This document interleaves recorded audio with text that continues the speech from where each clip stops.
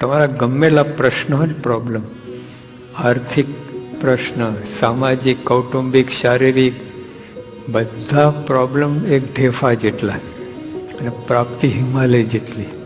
બોલો, આવી પ્રાપ્તિ આવા ભગવાનના સ્તન મળ્યા છે. હાથી કીડી થયો છે, આપણી સાથે હેત પ્રીત કહીને પોતાની પંક્તિમાં ભેળવા છે. એટલે આટલું મોટું કામ થઈ ગયું. તો જો આપણે આ વિશ્વાસ રાખો, બ્રહ્માંડોની ગણતી નથી, એની નજરો આપણે આવ્યા એટલી મોટી વાત થઈ ગઈ. એટલે મૂર્ખાઈ ના કરતા, કોઈના કયાથી કે આવા કંઈક થોડુંક આવું આમ આગું પાછું થાય એની કંઈ સત્સંગ મૂકી દઈએ, મૂર્ખાઈ, મહામૂર્ખાઈ કહે છે.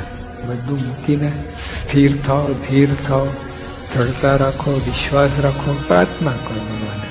બીજે કોઈ હાથ લંબુ કરવા જેવું છે જ નહીં. એમને આપવું તો આપે, ના આપવું તો ના આપે. અહીં માગણી અહીંયા જ કરવી. એ કોઈ જગ્યા ચોખા દોરા ધાગા કરવાની જરૂર નથી. એ બધું સમજીને જ કરે છે. આપણને એવા પાત્ર બનાવે છે ને, વાંધો જ ના આપે, ટોચો જ ના વાગે.